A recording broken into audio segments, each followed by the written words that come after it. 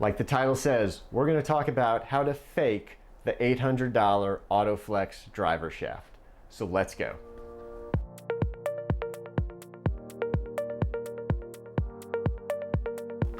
Hi everyone, welcome to the Mobile Club Maker. I'm AJ, thanks for joining us. I hope you're having a wonderful day today.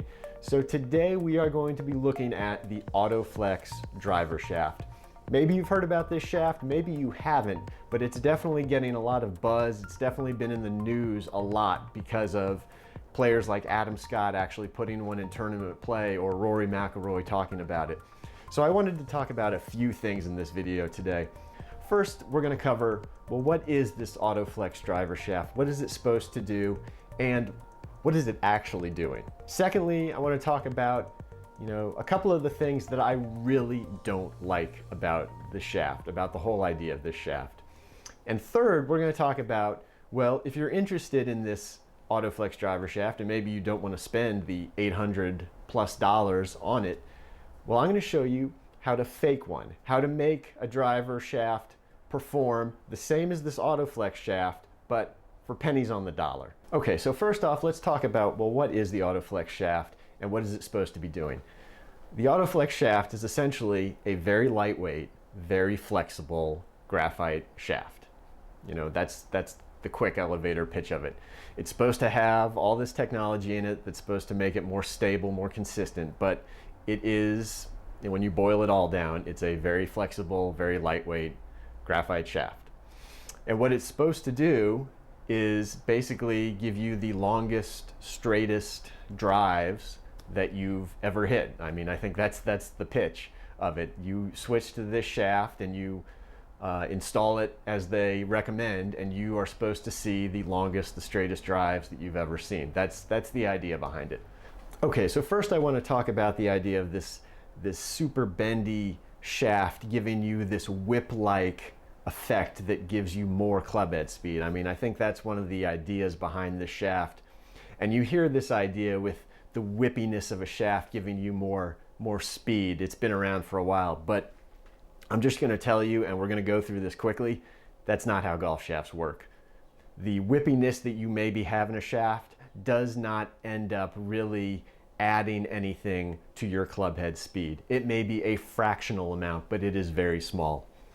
And here's the reason for it. When you have a shaft and you have it load and release and you have that whipping effect, that's referred to as its kick velocity. And they've measured kick velocity, and it can be anywhere from, say, 1 to 5 or 6% of your speed. Now you're probably thinking, well, that seems like a lot. If it's 1 to 5%, that means if I was swinging at 100 miles an hour and then with this whippier shaft I get 105 miles an hour, that's a pretty massive change. That's going to equate to a lot of distance, a lot of extra distance.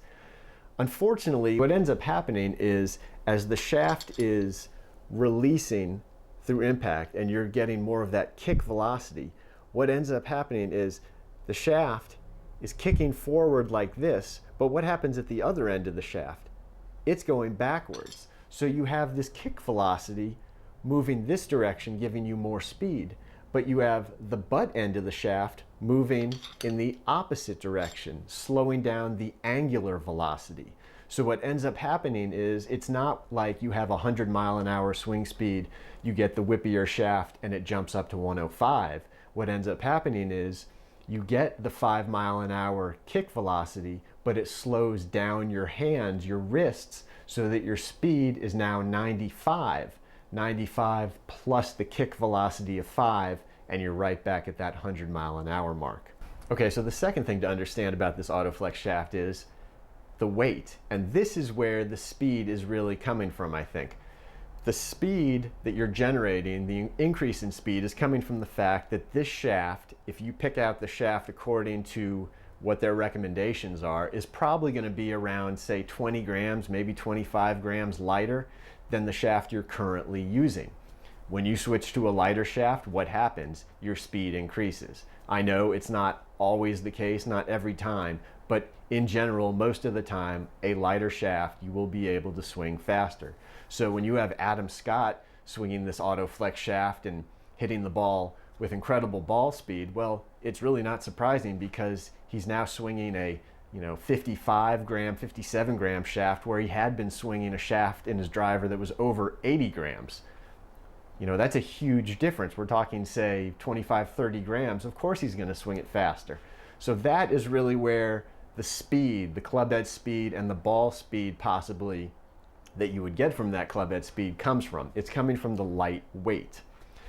The third thing that is also going to be helping is, along with this light weight, is you're probably able to play the shaft longer. So because it's a lighter shaft, especially if you're coming from something in a heavier, say 70 or 80 gram weight, you can play this shaft at a longer length. A longer shaft length, again, has the definite possibility to give you more distance.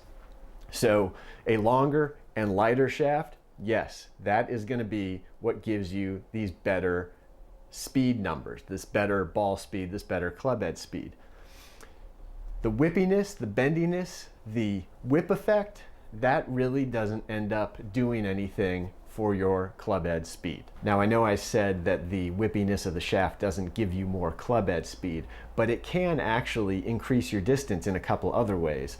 The first way being, when you have a more flexible shaft, at impact, that head is more likely to be flexed with more loft, which means you get a higher launch angle, which in most cases for most golfers is going to give them better distance. Also, it's been found with different studies that when a golfer goes to a more flexible shaft, it seems to often put them in a better impact position. It seems to put them in a position where their hands are more in front of the ball at impact, which is better for consistency, which is better for a solid strike. So those things, I think, are definitely good things that a more flexible shaft can give you. Okay, so let's talk about a couple things that I really don't like about this shaft. The first one's going to be the price, $800 or $790 plus tax, plus shipping. So you're probably talking about something like $900 all in. That's just ridiculous. I think that is just that's an obnoxious amount of money for a golf shaft. And you have to ask yourself the question, is it the quality that's dictating the price, or is it the price that's dictating the quality? And I don't know, but in either case, that is just a lot of money for a shaft, and I can't ever imagine recommending that to anybody. The second problem I have with this shaft is really how it affects the overall set composition, how your set of golf clubs flow. Ideally, and I talk about this in a lot of my videos, you want continuity through your bag in how it flows, both in weight, in feel, in the length of it, so that you have a smooth progression where your shortest clubs are heavier and your longest clubs are lighter, and there's a smooth progression in weight and how they move through there, and a smooth progression or a similar feel in how they bend, how they flex.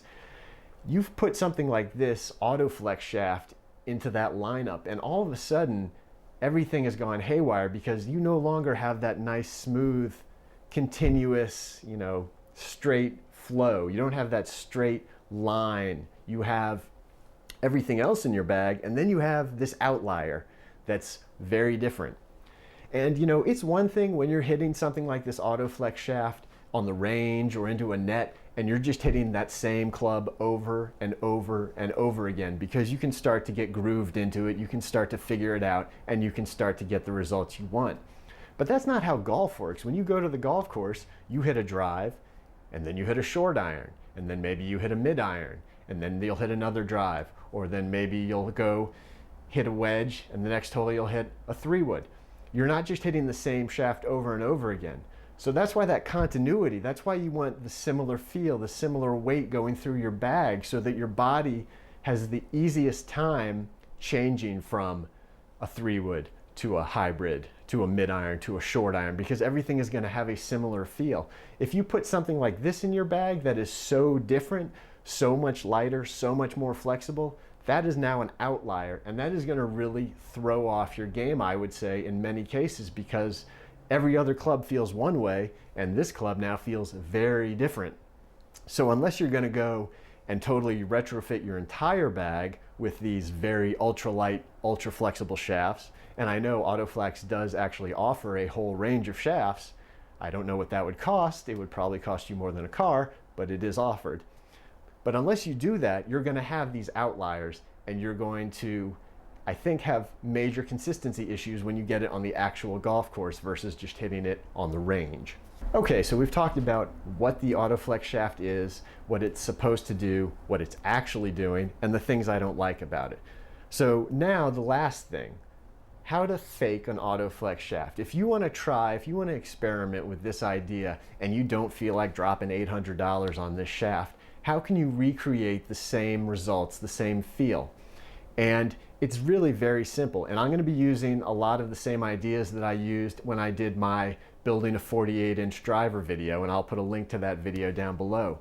But very simply, what I would advise you to do is take your current driver shaft, look at it. Now this assumes that you like your current driver shaft and you hit it reasonably well.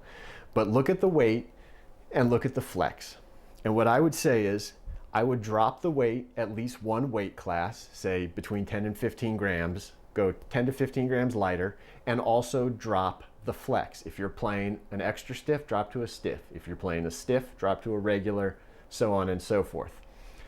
At that point, you have now recreated the basic idea behind the AutoFlex shaft. You have a lighter shaft and you have a more flexible shaft. And assuming your shaft that you were using and the shaft that you're going to is a good quality shaft, it will flex consistently. You don't need to worry about these ideas that, oh, you need this $800 shaft or this $600 shaft for it to flex consistently. It will still flex consistently. But that will give you more of that feel. It will give you more of that kick velocity feel, more of that softer feel in your hands, and it'll give you lighter weight, which will hopefully give you more speed. Now, if you really want to go closer to the AutoFlex sort of feel, I would say then you could drop it 2 weight classes and 2 flexes. You could go, if you're playing an extra stiff, in 70 grams, then I would say drop it down to 50 gram regular flex and play that. Again, that's going to be more similar to the AutoFlex. However, if you do that, you are going to get into what I said was my second big issue with these shafts, which is the set continuity. Because if everything else in your bag is, say, heavier and extra stiff, and now that driver is much lighter and regular flex, again, that is going to be hard to match up when you're actually playing golf, jumping between all these stiff, heavy clubs and this one ultra light, ultra flexible club. So I think it probably makes the most sense to drop 1 weight class and drop 1 flex and see how that goes. And if you also want to make it a little bit longer when you do that because you're going to have a lighter weight shaft, no reason to not try that as well. And so if you do this, you can get, basically any shaft. You can take the shaft you've already got, but it doesn't even have to be. If you have a more expensive shaft and you don't want to, say, spend another $300 on a lighter weight, more flexible version, though you could, and that obviously still saves you a lot over the AutoFlex, but you could get a older model Fujikura, an older model Mitsubishi Diamana, or any number of different shafts that are going to be similar in profile, but just get it, again, the lighter weight and the lower flex, and you can spend $50 to $100 on this project as opposed to $800.